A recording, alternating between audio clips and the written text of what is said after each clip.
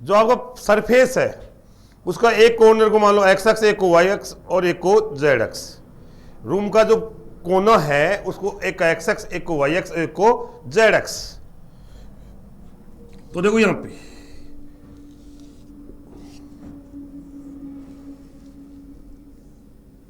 ये देखो,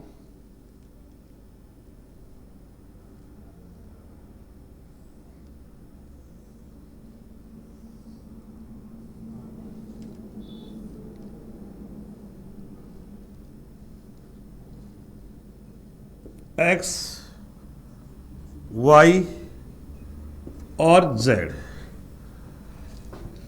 ये आपका ओरिजिन ओ है, इसके कोऑर्डिनेट है 0 0 0, माना ये ए पॉइंट है और यहां से यहां तक की डिस्टेंस ओ ए, ये डिस्टेंस है एक्स, तो इसके कोऑर्डिनेट हो गए एक्स 0 0।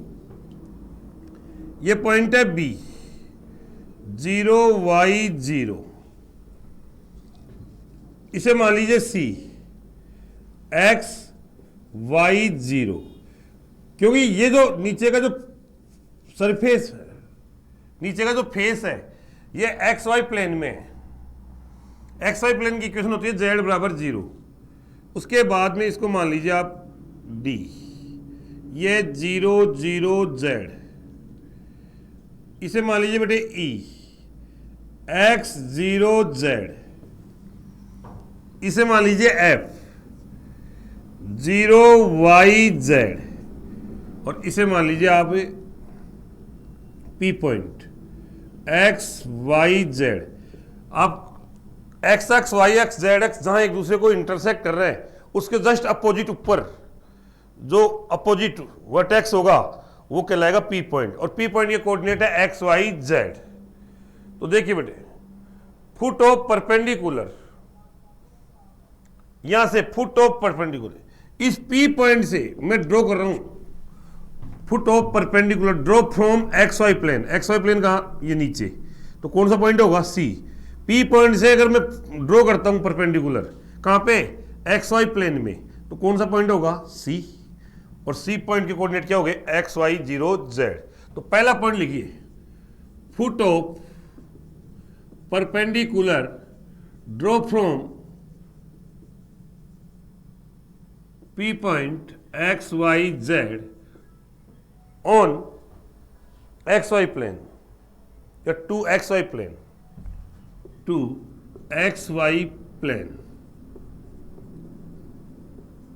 तो क्या होगा, कौन सा पॉइंट होगा, P पॉइंट से xy प्लेन, ये P पॉइंट है, इससे xy प्लेन नीचे वाला, नीचे वाला, उसमें कौन सा होगा सी पॉइंट। सी पॉइंट के कोऑर्डिनेट क्या होगा X Y 0 Z, X comma Y और 0। सिमरन समझ में आया नहीं आया बेटे, सिमरन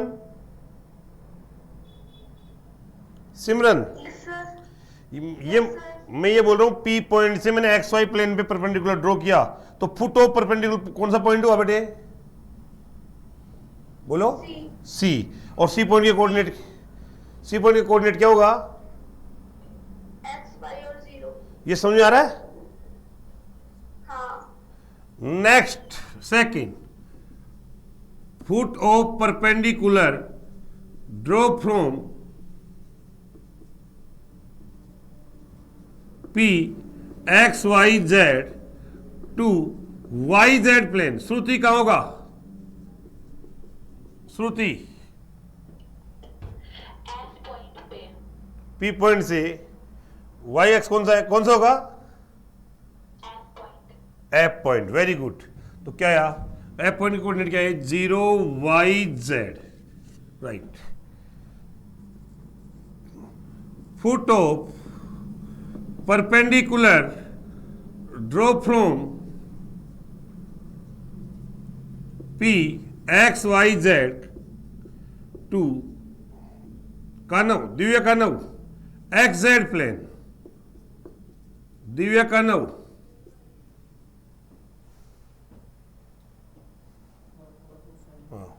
Divya Kanav, Divya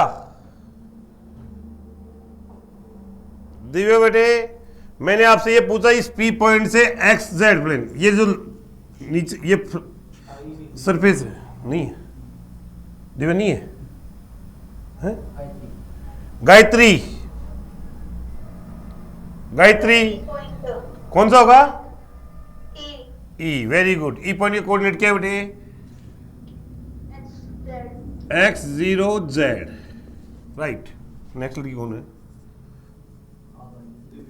foot of perpendicular draw from P XYZ to XX। Divya, Divya, Divya Kanav, yes sir मैंने आपसे ये पूछा इस P पॉइंट से X अक्ष पे परपेंडिकुलर ड्रॉ कर रहा हूं, तो कौन सा पॉइंट होगा?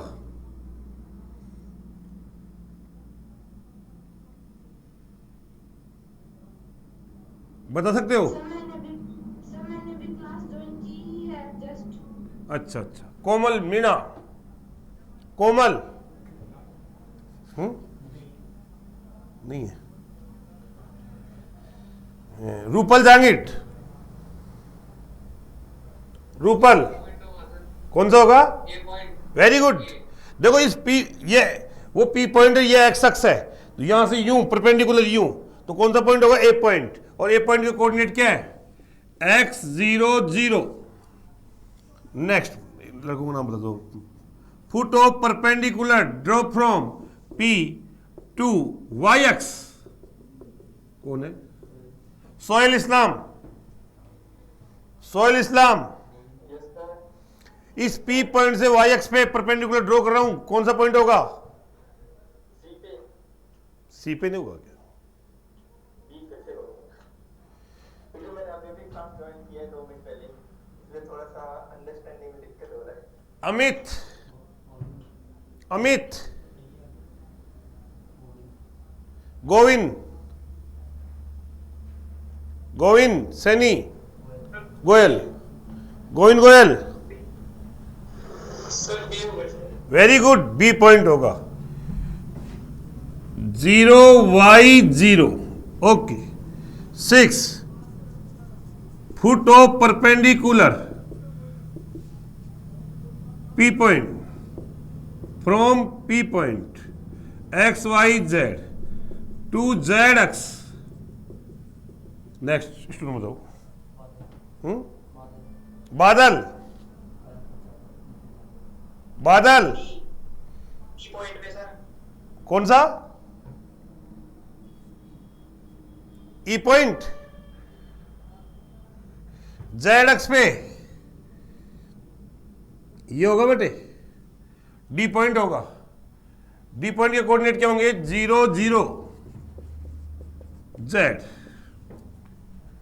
ये 6 पॉइंट समझ में आए नहीं आए बेटे सबको? बेटे समझ में आए नहीं आए? यस सर किसी को doubt? No sir no sir. Okay. Next 7 point perpendicular distance of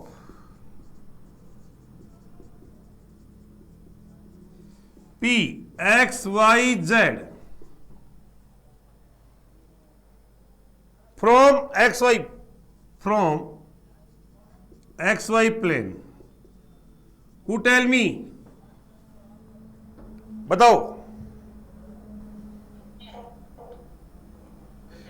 मैंने पूछा इस P पॉइंट के XY प्लेन से डिस्टेंस क्या होगी?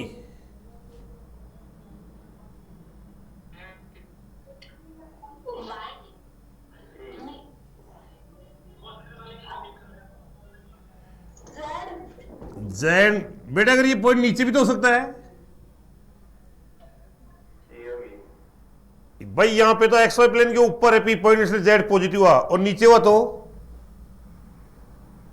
माइनस तो फिर क्या बताऊं? डिस्टेंस क्या बतानी चाहिए मुझे? हैं? Modulus very good, modulus Z. ऐसे ही 8 पॉइंट वही फ्रॉम YZ प्लेन। बताइए। Modulus X Modulus x. Very good. 9th, perpendicular distance from X Z plane, बताइए।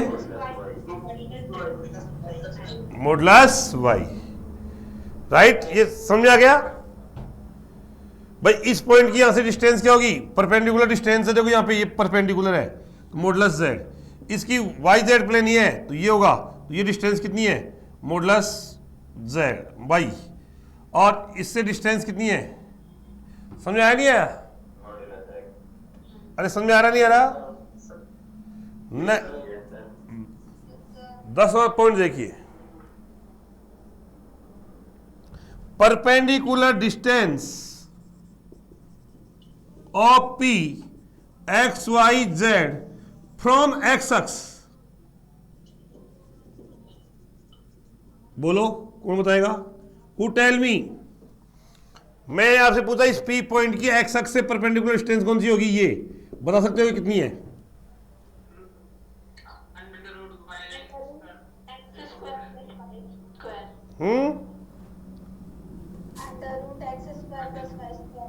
Under root X square plus Y square. नहीं बेटे, ये डिस्टेंस निकालनी है। ये क्या बन गया? Very good. Under root Y square plus Z square. ऐसे ही 11, perpendicular distance of P from Y X. बोलिए।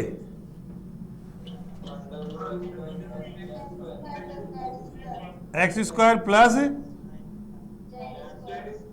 Z square. Last point, perpendicular distance of P point from Z X क्या होगा बताओ?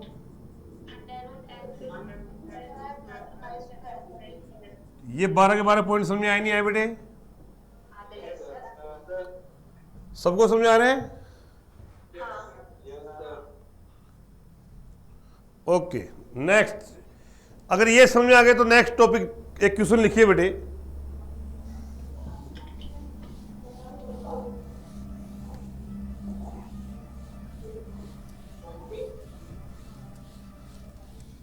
नेक्स्ट क्वेश्चन लिखिए। Question, consider a variable point, consider a variable point, एक variable point है in space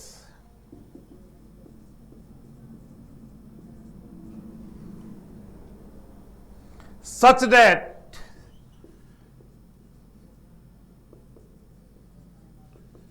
sum of square of its distance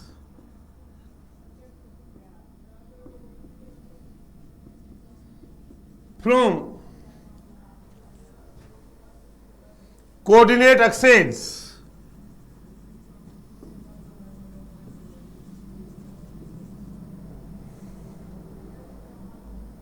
is 18.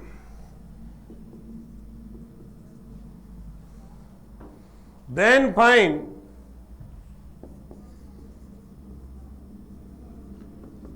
its distance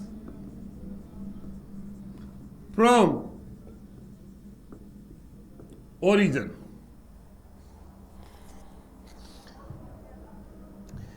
space में एक variable point है बेटे, और उस वेरिएबल पॉइंट की उसकी कोऑर्डिनेट अक्ष से डिस्टेंस का स्क्वायर का सम 18 है। आपको उस वेरिएबल पॉइंट की ओरिजिन से डिस्टेंस फाइंड आउट करनी है। तो देखिए सॉल्यूशन देखिए। Let variable point P X Y Z.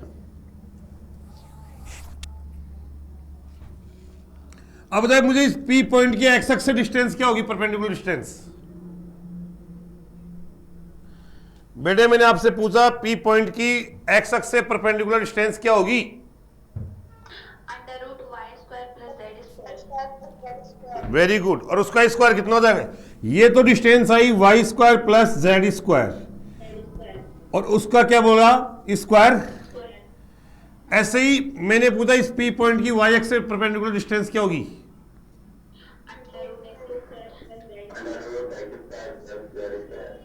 और उसका स्क्वायर। इसकी जेड एक्स से डिस्टेंस क्या होगी?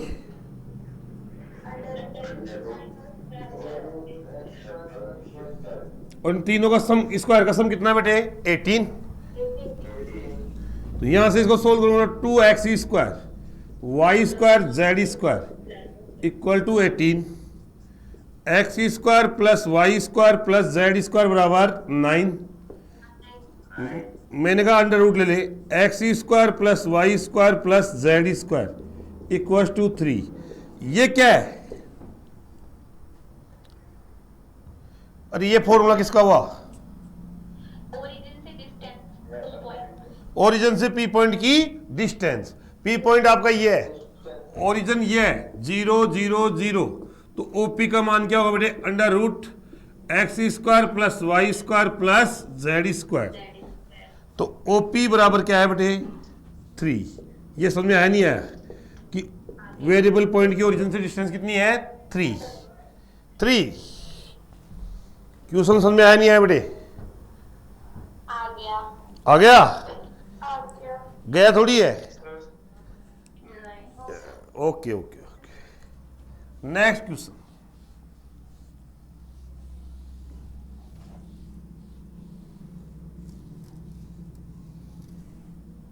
नेक्स्ट में कंसीडर ए ट्राइंगल। क्वेश्चन,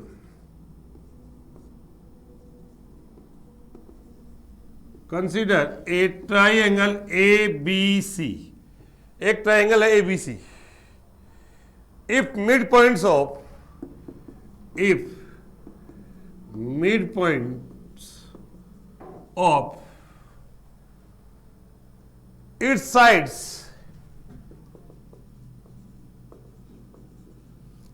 इसकी साइड्स के जो मिड पॉइंट्स हैं are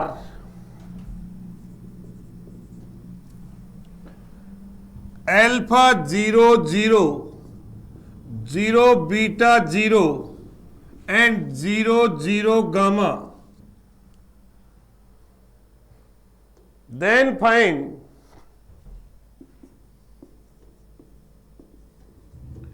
the value of AB का स्क्वायर प्लस BC का स्क्वायर प्लस CA का square upon alpha square plus beta square plus gamma square. इसकी वैल्यू फाइंड आउट करनी। तो देखिए बेटे इसका सॉल्यूशन बताता हूं आपको। माना एक ट्राइंगल है ए बी सी। इस BC का मिड पॉइंट मान लिया P और इसके कोऑर्डिनेट मान लिया एल्फा 0 0। BC का मिड पॉइंट P है। CA का मिड पॉइंट मान लिया Q 0 बीटा 0। AB का मिड पॉइंट मान लिया R 0 0 गामा। अब आपको पता है एक ट्राइंगल की दो साइड्स के मिड पॉइंट को मिलाने वाली जो साइड है ये QR, ये थर्ड साइड BC के पैरेलल होगी और इसकी कितनी होगी? हाफ। ये थ्योरम पढ़ी आपने 10th में। ट्राइंगल की 3 साइड होती है, इनमें एनी 2 साइड्स के मिड पॉइंट्स को मिलाने से जो साइड्स बनेगी वो उसके अपोजिट जो साइड होगी उसके पैरेलल और उसकी हाफ होगी। ये पता है ना? तो ऐसे ही ये PQ किसके पैरेलल होगी बेटे? AB की। और AB की क्या होगी? हाफ। ऐसे ही मैं PR की बात करूं तो PR AC के क्या होगी? पैरेलल। और AC के क्या होगी? हाफ। तो मैंने आपसे पूछा AB किसके बराबर होगा? 2PQ। Very good. और AB का स्क्वायर 4PQ का स्क्वायर, राइट। ऐसे ही मैंने कहा BC किसके इक्वल होगा बेटे?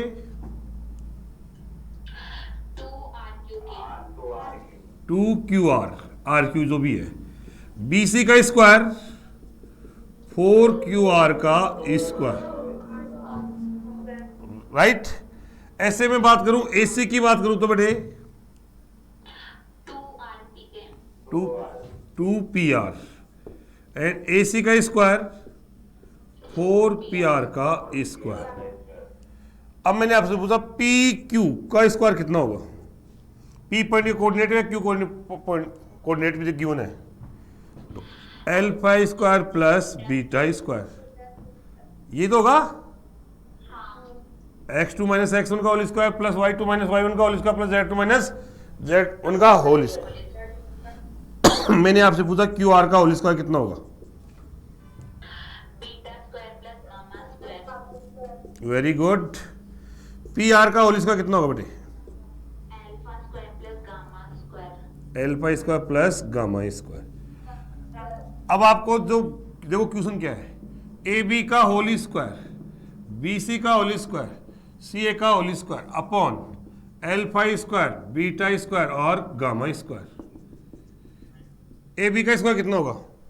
AB की स्क्वायर इधर क्या लिखता हूं 4PQ का स्क्वायर, BC की जगह 4QR का होल स्क्वायर, CA का मतलब 4PR का whole square, alpha square plus beta square plus gamma square. 4 PQ का स्क्वायर यहां से alpha square plus beta square plus 4QR beta square plus gamma square plus 4 alpha square plus gamma square, alpha square plus beta square plus gamma square. 8 alpha square plus beta square plus gamma square, alpha square plus beta square plus gamma square. कितना गया बेटे 8। समझ में आया नहीं आया बेटे। आ गया। अरे सबको समझ में आया नहीं आया। Yes, sir. चलो इसी क्वेश्चन में पूछता हूं, in above question find all vertices of triangle ABC। ABC find out करना, मैंने कोऑर्डिनेट में बताया था आपको, 11 में बताया A के कोऑर्डिनेट क्या होंगे। अच्छा, ये एक शॉर्टकट शॉर्टकट ट्रिक बताई थी, याद है ना। हाँ, शॉर्टकट ट्रिक बताया था। अब अगर आप लॉकडाउन में आपका दिमाग सही है तो बता दोगे, अदरवाइज आप राशन चर के रेस्ट किया है तो नहीं बता पाओगे। बताओ। 0 बीटा और माइनस गामा नहीं नहीं प्लस का गामा होगा। बताओ A के कोऑर्डिनेट क्या होंगे। माइनस अल्फा हाँ और बीटा हाँ और गामा। हाँ। अब बताता मैं याद, इन दोनों को जोड़ोगे 0 प्लस 0 और इसको घटाओगे, अपोजिट होगा उसको घटा दोगे, 0 प्लस 0 माइनस एल्फा, तो यहां गया minus alpha. 0 plus beta, beta और 0 को घटा दो बीटा, गामा प्लस 0 और ये गामा। आया नहीं आया समझ में। आ गया। Yes sir. ऐसे बी फाइंड आउट करना है, एल्फा प्लस 0 माइनस 0 तो क्या जाएगा एल्फा, 0 प्लस 0 माइनस बीटा तो यहां क्या जाएगा माइनस बीटा, गामा प्लस 0 तो गामा। ऐसे सी को फाइंड आउट करना है, एल्फा प्लस 0 और 0 तो एल्फा, 0 और बीटा, बीटा यहां पे बीटा, 0 प्लस गामा तो यहां गामा। आया नहीं आया समझ में बेटे। अरे शॉर्ट ट्रिक समझ आई नहीं आई, बताई थी नहीं बताई थी मैंने। तो ये 2 क्वेश्चन हो गए। Next question,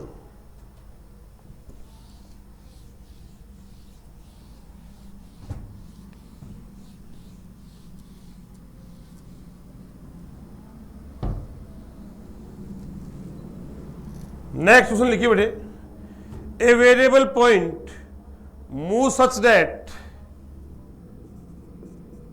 a variable point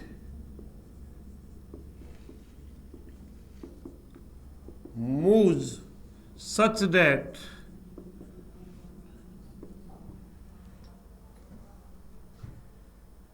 sum of its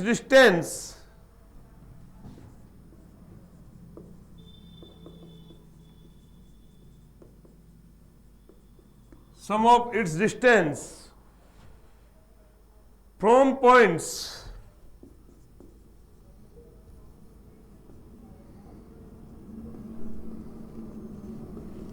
1 0 0 and 0 1 0, sorry, minus 1 0 0 is 10.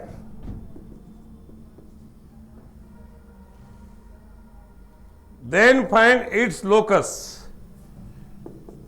Then find its locus. देखो एक वेरिएबल पॉइंट है, वो इस प्रकार मूव करता है कि इसकी दो पॉइंट से डिस्टेंस का जो सम है वो 10 है, तो इसका लोकस फाइंड आउट करना है। तो मैंने कहा लेट वेरिएबल पॉइंट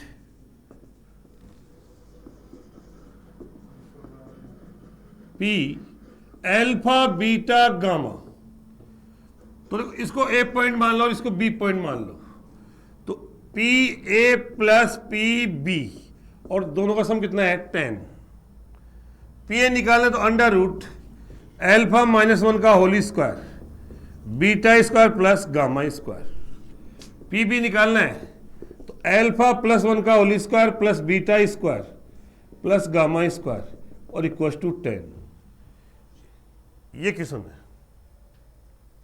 अरे इस क्वेश्चन को करने का मतलब इसकी कैलकुलेशन कैसे इजी हो, सबसे इंपॉर्टेंट ये। तो अंडर रूट अल्फा प्लस 1 का whole square beta square plus gamma square 10 minus under root alpha minus 1 का होली स्क्वायर बीटा स्क्वायर और प्लस गामा स्क्वायर। स्क्वायर कीजिए बोथ साइड, तो अल्फा प्लस 1 का whole square plus beta square plus gamma square.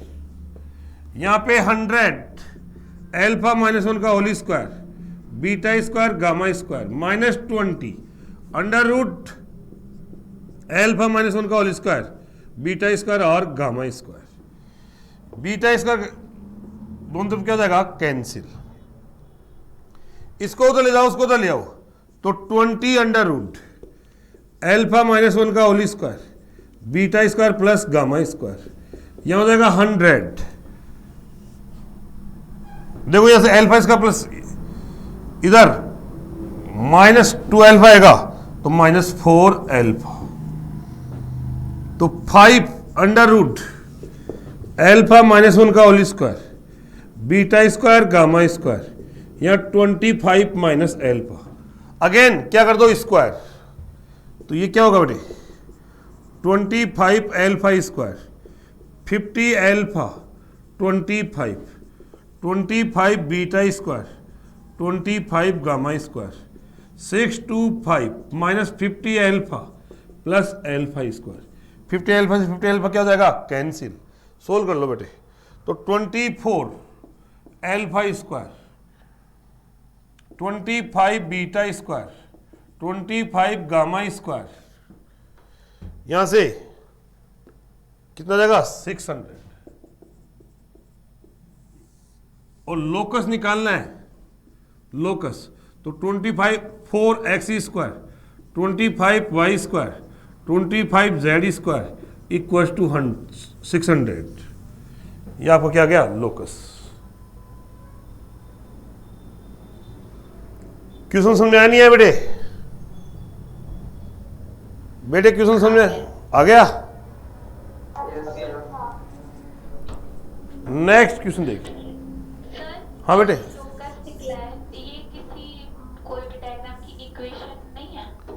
हाँ कोई ना कोई diagram की इक्वेशन तो होगी। ये मतलब ये वेरिएबल पॉइंट जहां जहां मूव करेगा वो उसको मीट करेंगे उसको लोकस को, तो कोई ना कोई डायग्राम तो बनेगा। स्ट्रेट लाइन में बन सकती, ये मेरे हिसाब से ये स्फीयर होगा।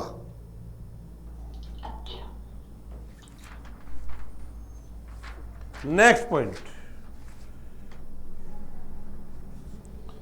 सेकंड, पहला पॉइंट था इंट्रोडक्शन, अब सेकंड देखिए सेक्शन फॉर्मूला।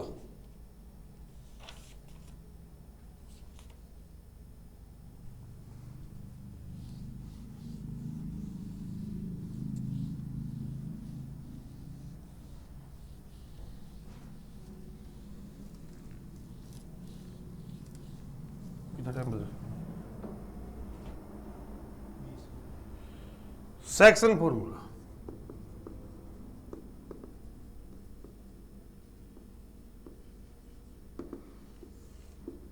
देखिए बेटे, जैसे आपको 2D में बताया था वैसे इसमें, तो सेम एज 2D। अब सर कैसे, ये P पॉइंट है, x1 y1 z1, और ये Q पॉइंट है x2 y2 और z2, और यहाँ पे एक R पॉइंट है जिसकी कोऑर्डिनेट मान लिया x y z। इस R पॉइंट ने PQ को m/n में इंटरनली डिवाइड किया, तो x बराबर हो जाएगा mx2 nx1 upon m plus n। y point होगा बेटा my2 plus ny1 upon m plus n। ऐसे ही z point mz2 plus nz1 upon m plus n। अगर ये एक्सटर्नल डिवाइड करता हो, एक्सटर्नल डिवीजन हो, तो ये क्या जाएगा माइनस। सर वीडियो नहीं आ रही। वीडियो नहीं आ रही? अब आ गई, अब आ गई। हाँ तो वो तुम्हारी मिस्टेक हो बेटे। नहीं, बीच में अभी मदन सर की आने लग गई थी। मदन सर की? हाँ, ऑफिस का रूम आ गया था बीच में। ऑफिस का रूम आ गया था, कोई बात वो उन्होंने ऑन कर लिया होगा, देखा होगा उन्होंने, तो वीडियो ऑन होते ही वो एक बार जाता है कुछ। अच्छा अच्छा अच्छा। नेक्स्ट लिखिए,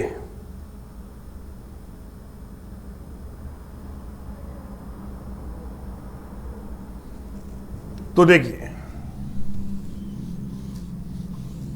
यहां पे लिखिए इसको, line segment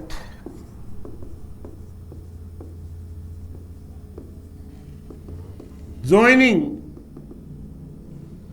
A x1 y1 z1 and B x2 y2 z2, मतलब A और B को ज्वाइन करते हैं, इज डिवाइडेड बाई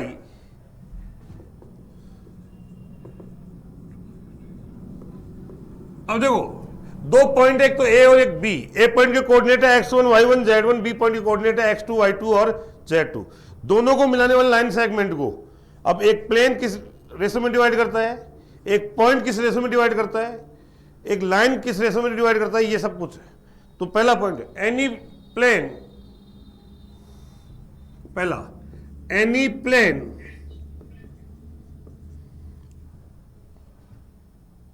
अब प्लेन की इक्वेशन क्या होती है, A X plus B Y plus C Z plus D बराबर 0। याद रखना ये एक प्लेन की इक्वेशन होती है, A X plus B Y plus C Z plus D बराबर 0। ये आगे बताऊंगा। इन रेशो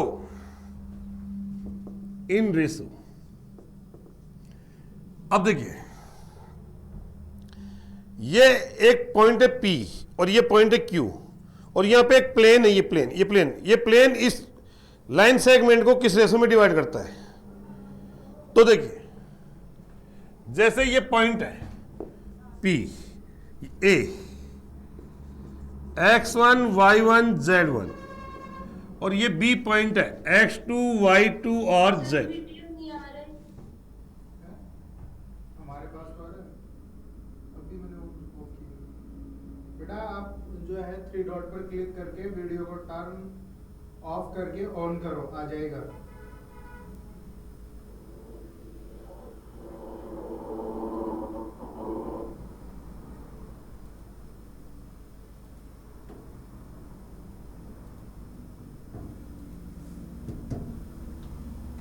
मदन जी को फोन करके बोलो ना यार, क्या कर रहे हो आप?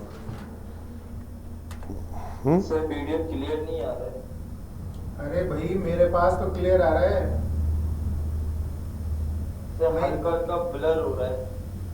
वो तुम्हारे नेटवर्क की प्रॉब्लम चल रही होगी, यहाँ बिल्कुल क्लियर आ रहा है। हाँ, मेरे पास भी क्लियर आ रहा है। बिल्कुल क्लियर है।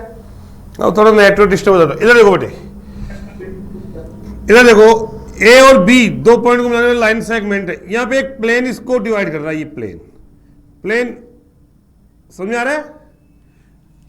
अरे जैसे ये ए पॉइंट है, ये बी पॉइंट, इसको ये प्लेन है, ये प्लेन माना, ये प्लेन का ये पॉइंट m रेशो n में डिवाइड करता है और इसके कोऑर्डिनेट मान लिए x, y और z,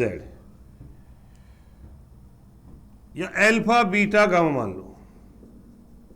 अब देखो बेटे, ये अल्फा बीटा गामा इस लाइन सेगमेंट पे भी होगा, इस प्लेन में होगा, तो प्लेन को क्या करेगा? सेटिस्फाई। ए अल्फा, बी बीटा, सी गामा प्लस डी बराबर 0।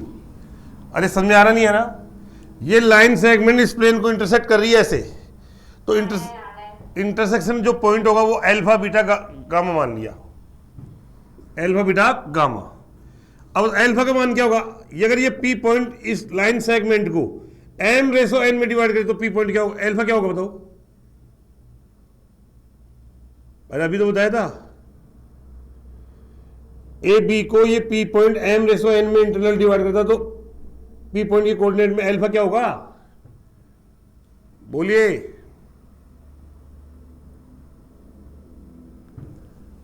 mx2 1,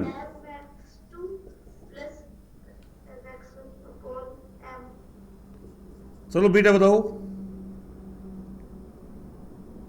बीटा की वैल्यू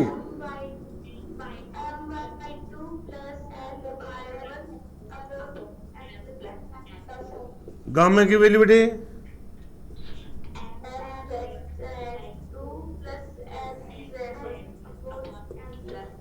ये होगा। ये वैल्यू यहां पुट कर दो बेटे, mx2 plus nx1 m plus n, b my2 plus ny1 m plus n, c mz2 plus nz1 m plus n plus d equal to 0। a x2 m common आ जाएगा, by2 cz2 plus d plus n, ax1 by1 cz1 plus d बराबर 0। मुझे m upon n की value निकालनी है, minus ax1 plus by1 plus cz1 plus d, ax2 by2 cz2 plus D. तो इस plane ने इस ए बी, ए और बी जो पॉइंट थे इसको मिलाने वाले लाइन सेगमेंट को किस रेशो में डिवाइड किया बेटे? बोलिए।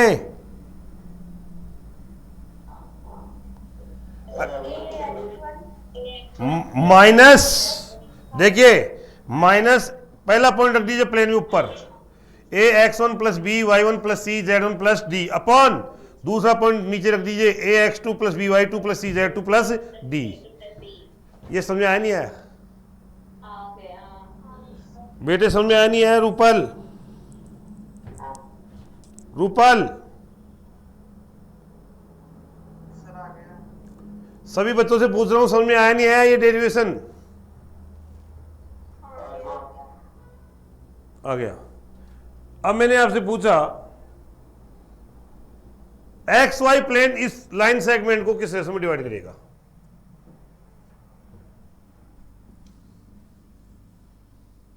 बताइए। यहां दूसरा पॉइंट,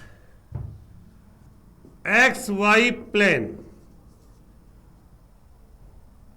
इन रेशो, बताओ। माना ये एक्स वाई प्लेन है, ये तो एक्स वाई प्लेन में किसकी वैल्यू 0 होती है? जेड, जेड की।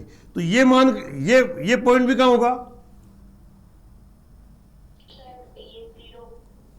इसकी वैल्यू क्या हो जाएगी? क्योंकि ये point intersection point X Y plane में होगा, तो इसकी वैल्यू क्या हो जाएगी? 0।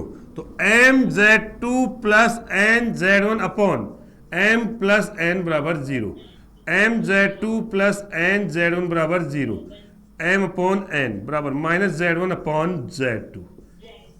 ये समझ में आया नहीं आया? तो ए और बी जो पॉइंट है इनको मिलाने वाले लाइन सेगमेंट को एक्स वाई प्लेन किस रेशो में डिवाइड करेगा? Minus Z1 upon Z2। अब मैंने तीसरा पॉइंट वाई जेड प्लेन किस रेशो में डिवाइड करेगा? Y Z plane in ratio बताओ इसी सिमेट्री से बोलो। Very good. ऐसे ही फोर्थ पॉइंट बताऊं मैं, एक्स जेड प्लेन किस रेशो में डिवाइड करेगा? Minus Y1 upon Y2। ये समझ आया नहीं आया? आ गया। अब मैंने आपसे पूछा next fifth point, any point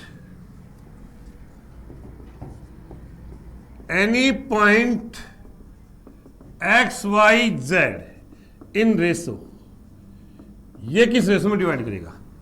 तो ये देखिए, ये ए पॉइंट, ये B point, x1 y1 z1, x2 y2 z2 और यहाँ पे x y z, माने ये m रेशो n में। तो देखिए बेटे x बराबर क्या होता है? m x2 plus n x1 m plus n। यहां से मान किसका निकाल लो? किसका मान निकालना आपको है? अरे ये पॉइंट गिवन है, तीनों पॉइंट गिवन है, सिर्फ रेशो निकालना है m अपॉन n। तो m x n x m x2 plus n x1। तो इसको तो ले जाओ, m x minus m x2 n x1 minus n x minus x2 x1 minus x m upon n। तो x1 minus x2 minus x और ये क्या जाएगा? माइनस, या इसको मैं ये लिख सकता हूँ minus x minus x1 x minus x2। y की फॉर्म में क्या आएगा बताओ?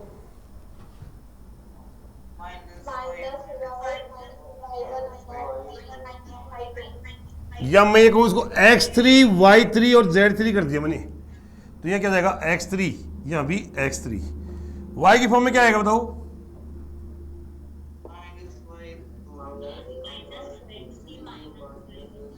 Upon y3 minus y2। z के फॉर्म में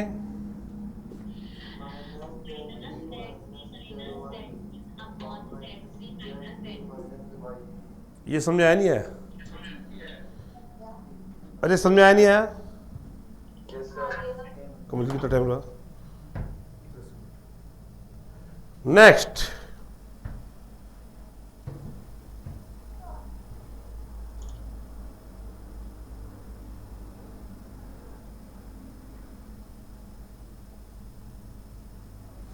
अब देखिए, अगर ये कोलिनियर है तीनों पॉइंट, क्या बेटे? कोलिनियर, तो क्या होगा? x3 minus x1 x3 minus x2 y3 minus y1 और y3 minus y2 z3 minus z1 और z3 माइनस z2। ये फॉर्मूला कब अप्लाई होगा बेटे? अगर तीन पॉइंट्स कोलिनियर है तो इनका रेशो क्या आएगा? सेम। समझ आ गया बेटे? नेक्स्ट देखिए बेटे, सबसे इंपॉर्टेंट पॉइंट है direction cosine and direction ratios. सबसे इंपॉर्टेंट टॉपिक है ये, इस टॉपिक का 3D का।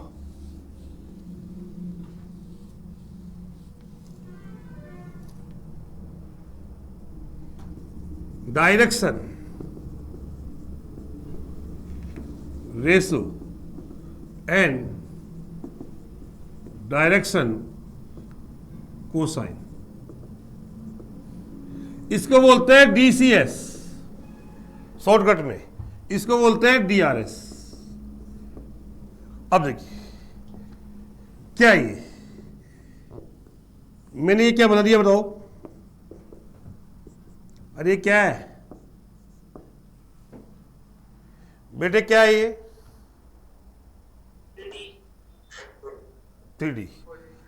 ये ओरिजिन है। माना एक लाइन है ये P, OP। क्या है बेटे? एक लाइन OP है। समझने की कोशिश करना पहले इसको। ये जो लाइन है तीनों कोऑर्डिनेट अक्ष के साथ एंगल बनाएगी। माना ये एंगल किसके साथ बना बताओ? X axis. तो मैं ये कह सकता हूं इस लाइन के द्वारा कोऑर्डिनेट अक्ष एक्स अक्ष के द्वारा बना एंगल कितना है? Alpha. अल्फा। ये एंगल क्या है बताओ? Beta. बीटा कौन सा एंगल है? Y axis के साथ बनने वाला है. बोलो। Y axis के साथ बनने वाला है. वाई एक्स के साथ जो एंगल बना रही है लाइन, उसे क्या बनाया मैंने? बीटा। और ये एंगल बना दिया मैंने क्या? Gamma. गामा कौन सा एंगल है? Z axis बनाने वाला. तो एक लाइन है, लाइन कौन सी? ओपी। ये एक्स अक्ष के साथ कितना एंगल बना रही है? अल्फा। और वाई एक्स के साथ बीटा। और जेड एक्स के साथ गामा। गामा। तो तीनों एंगल निकालो और उनका कोसाइन निकालो। कोस अल्फा, कोस बीटा और कोस गामा। अरे समझ नहीं आया? माना एक लाइन एक्स एक्स के साथ 30 डिग्री, वाई एक्स के साथ 45 और जेड एक्स के साथ बोलिए तो कोस 30, कोस 45 और कोस 60, ये क्या कहलाएंगे बेटे? Direction Ratio. नहीं, Cosine. कोसाइन। क्या कहलाएंगे? Direction cosine. तो डायरेक्शन कोसाइन क्या होते हैं समझ में आया नहीं है? कोई भी लाइन है कोऑर्डिनेट एक्स के साथ जो एंगल्स बनाती है उनकी कोस की वैल्यू, इसका मान किसके बीच में होगा? इसका मान, इसकी मिनिमम और मैक्सिमम वैल्यू। Very good. इसकी